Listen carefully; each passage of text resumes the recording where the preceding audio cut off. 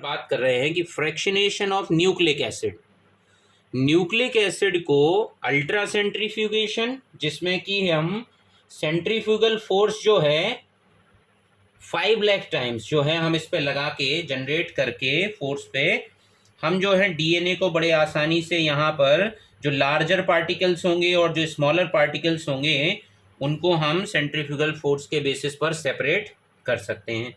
जबकि दूसरी जो मेथड है वेलोसिटी सेडिमेंटेशन, इसमें जो है सेंट्रीफ्यूगल फोर्स लगाया जाएगा सेडिमेंटेशन वेलोसिटी के बेसिस पर, और इसमें जो है जो यूनिट है जो एस की वैल्यू है, एस की जो वैल्यू है जो यूनिट एस है, इसको हम रिप्रेजेंट करते हैं by the name of scientist Svedberg.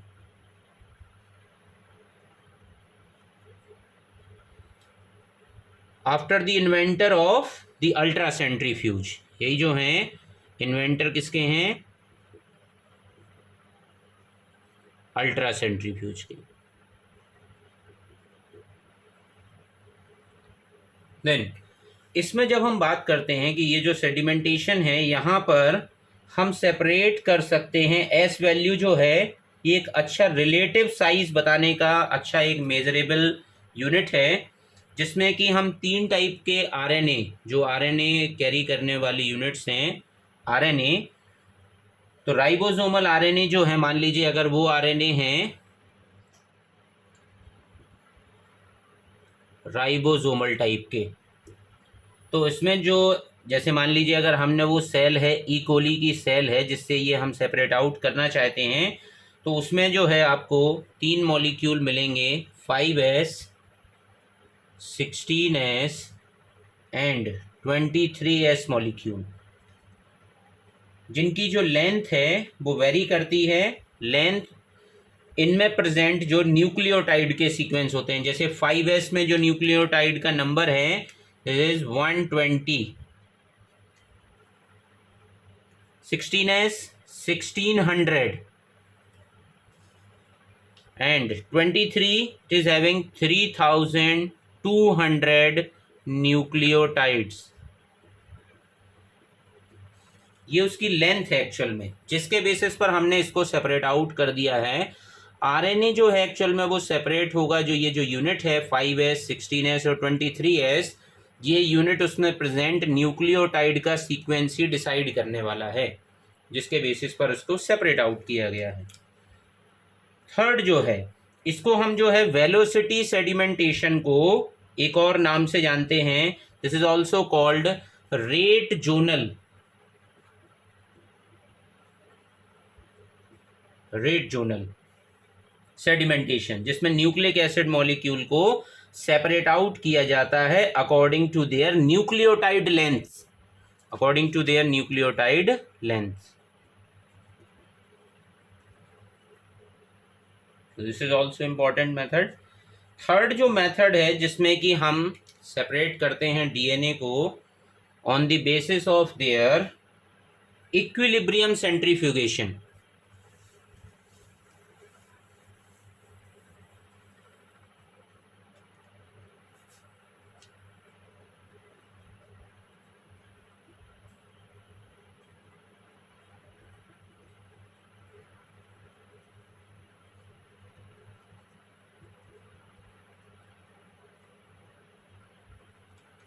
Equilibrium centrifugation जो टेक्निक जो है, इसी को हम आइसोपिकनिक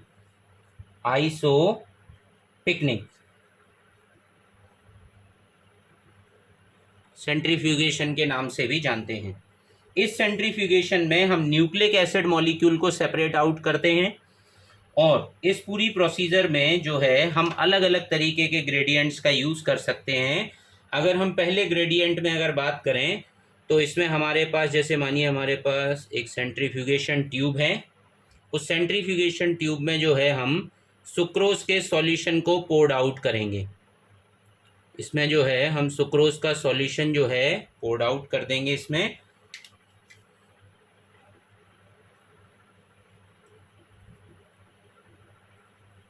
देन इसके बाद जैसे ही सुक्रोज का सॉल्यूशन इसमें पोर्ड कर दिया, उसके बाद जो है हम इसमें सैंपल को रखेंगे।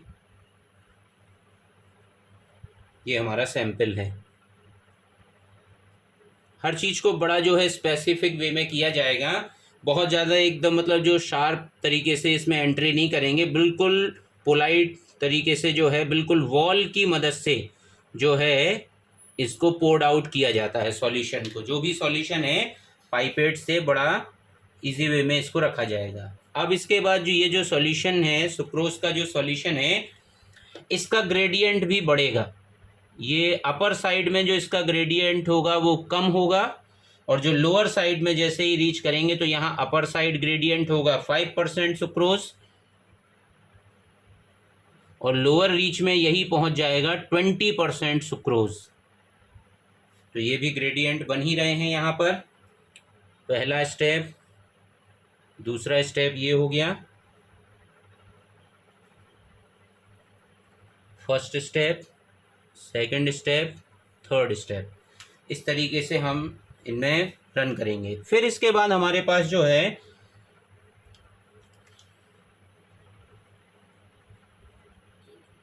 अभी सैंपल है। अब इसके बाद जो है जैसे ही हम इसको रन करेंगे इसमें, इसको जो है हम एक सेंट्रीफ्यूज ट्यूब मतलब जो है सेंट्रीफ्यूज में इसको हम रन करेंगे। ये सेंट्रीफ्यूज ट्यूब में ही हमने अपना सैंपल लिया हुआ है।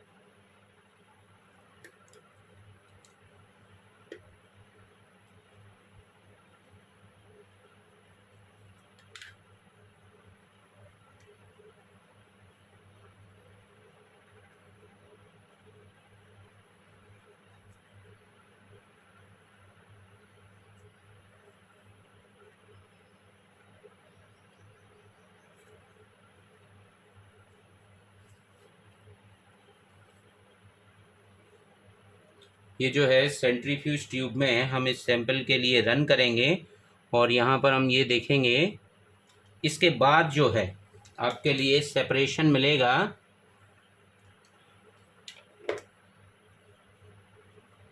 तो ये हो जाएगा फोर्थ स्टेप। ये सेंट्रीफ्यूज में हमने इसको जो है सेंट्रीफ्यूगेशन किया, और फिफ्थ स्टेप पे जो है आपके लिए यहाँ पर जो न्यूक्लिक एसिड है वो सेपरेटेड मिल जाएंगे।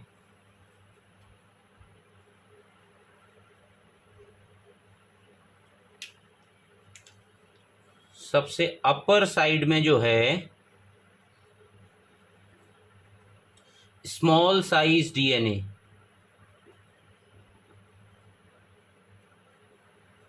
डीएनए मॉलिक्यूल मिल जाएगा। फिर दूसरे रीजन में जो है आपके लिए मीडियम साइज्ड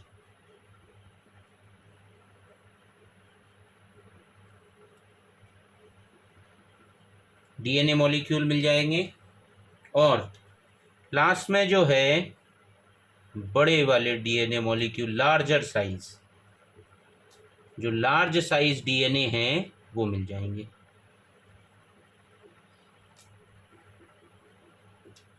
इस तरीके से ये जो मॉलिक्यूल्स हैं आपको डीएनए के, ये सेपरेट आउट हो जाएंगे इस सुक्रोज सॉल्यूशन में।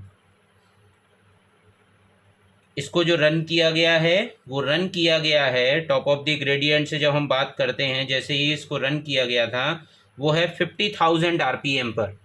हमने इसको रन किया है 50,000 आरपीएम पर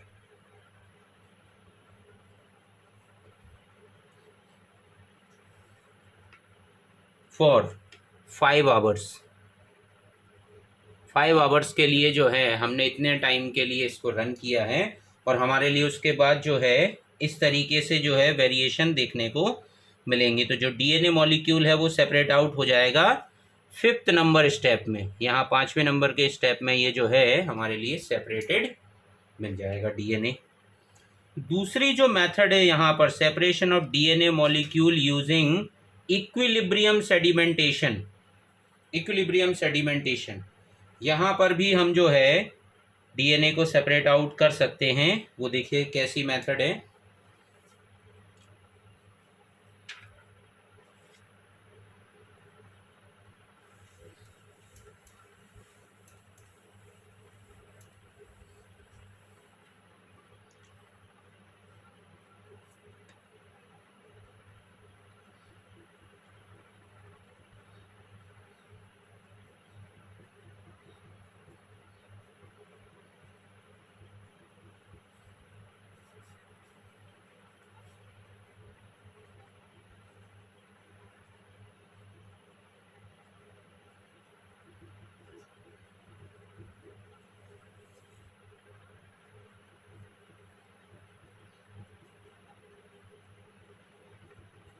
equilibrium sedimentation on the basis of differences in their base composition.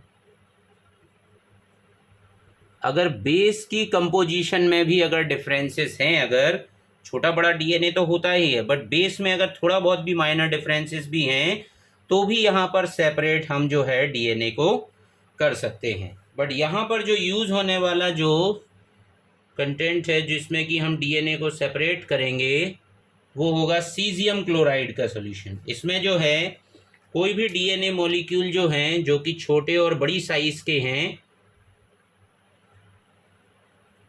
वो सभी इक्वली डिस्ट्रीब्यूटेड हैं। पहले तो जब हमने इनको जो है सेंट्रीफ्यूजेशन से पहले जो हैं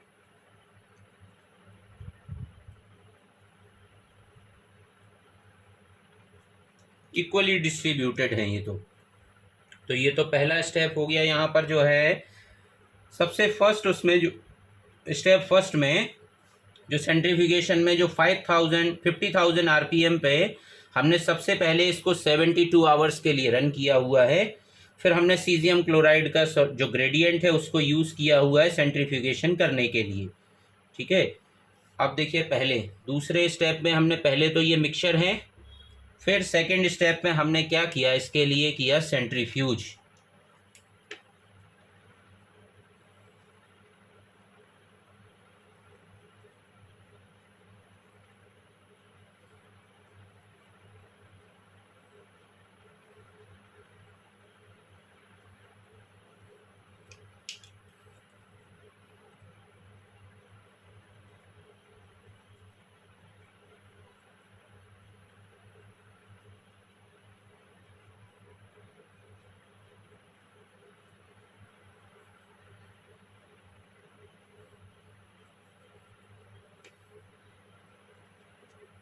इसको हमने सेंट्रीफ्यूज किया, this is second step.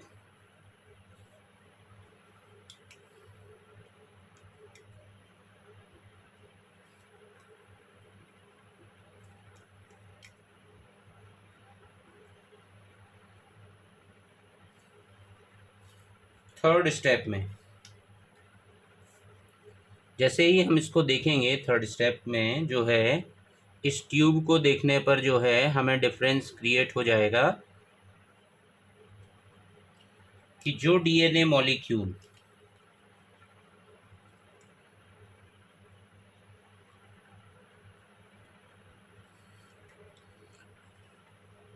Different size वाले जो हैं वो हमें अलग अलग सेपरेटेड मिल जाएंगे यहाँ पर। तो जो हम यहाँ पर सेपरेशन देख रहे हैं वो यहाँ पर इसमें जो क्रिएट डेंसिटी है, डेंसिटी किसकी है, डेंसिटी अगर हम ये देखा जाए कि जो अपर रीजन पर डेंसिटी होगी किसका, सीजियम क्लोराइड का, वो है 1.65 ग्राम पर ml सीजियम क्लोराइड। यहाँ पर इतना सीजियम क्लोराइड है जो कि सेपरेट करता है AT रिच डीएनए मॉलिक्यूल को। जो भी छोटा डीएनए मॉलिक्यूल होगा जिसमें एडिनिन और थाइमीन रिचनेस ज़्यादा होगी वो डीएनए मॉलिक्यूल अपर रीजन पर शिफ्टेड मिलेगा। ये AT रिच डीएनए है, तो यहाँ पर AT रिच डीएनए मॉलिक्यूल जो है वो देखने को मिलेगा। जबकि जो लोअर रीच में होगा, जो दूसरा डीएनए पार्ट जो यहाँ पे सेकंड उसमें ग्रेडियंट में मिलने वाला है वो है 1.75 ग्राम पर ml सीजियम क्लोराइड।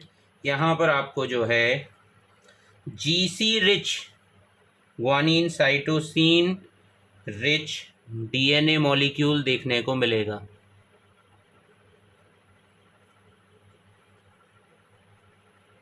इस तरीके का सेपरेशन की जब हम बात करते हैं तो इसी के लिए जो है अगर हम चाहें यहाँ से जो फ्रैक्शनेशन जो हमें मिल रहे हैं, जो फ्रैक्शनेट यहाँ पर हुआ है, इसको अगर हम चाहें तो एक मेथड है जिसमें कि हम एब्जॉर्बेंस चेक कर सकते हैं। देखिए हम क्या कर सकते हैं, इसमें हमारे पास एब्जॉर्बेंस चेक करने का तरीका है और वो एब्जॉर्बेंस चेक किया जाता है कैसे, 260 नैनोमीटर पर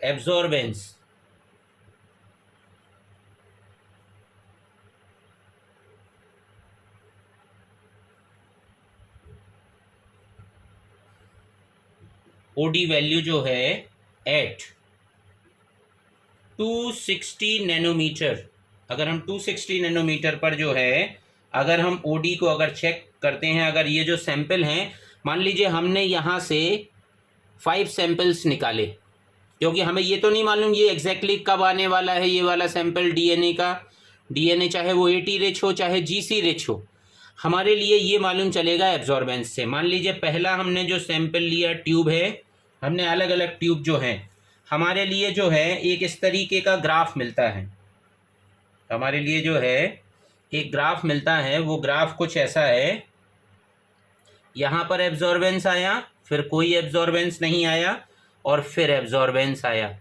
तो हम अगर ये देखें, अगर कुछ एब्जॉर्बेंस ये देखें, तो मान लीजिए पहला सैंपल हमने लिया, दूसरा सैंपल लिया, तीसरे सैंपल में जो है कुछ डीएनए का कंटेंट था, तो वो हमें यहाँ मिला। फिर ये मान लीजिए 4th tube, 5th tube, 6th tube में कुछ नहीं मिला, 7th ट्यूब और 8th ट्यूब में भी कुछ नहीं मिल रहा। मतलब जो है जब हम यहाँ पर ये देखेंगे कि यहाँ पर जो सैंपल हैं, जैसे ही हमने देखिए इस सेंट्रीफ्यूज ट्यूब से हमने इल्यूशन स्टार्ट किया, तो पहले जैसे ही हम इल्यूशन करेंगे तो हमारे लिए जो है हैवी वाला डीएनए मिल जाएगा पहले। तो जब हम पहले देखेंगे तो हमारे लिए जो है यहाँ पर हैवी वाला डीएनए जो रिच जीसी रिच रीजन का होगा, वो मान लीजिए हमारे लिए 3rd ट्यूब में निकल के आया। पहली ट्यूब खाली निकली, केवल सीजियम क्लोराइड का सॉल्यूशन निकला, दूसरे में भी कुछ नहीं निकला, केवल नॉर्मल सॉल्यूशन ही बाहर निकल गया। तीसरे में जब हमने ये देखा अगर वो जीसी रिच कंटेंट होगा तो वो हमारे लिए तीसरे वाले फ्रैक्शन में मिला।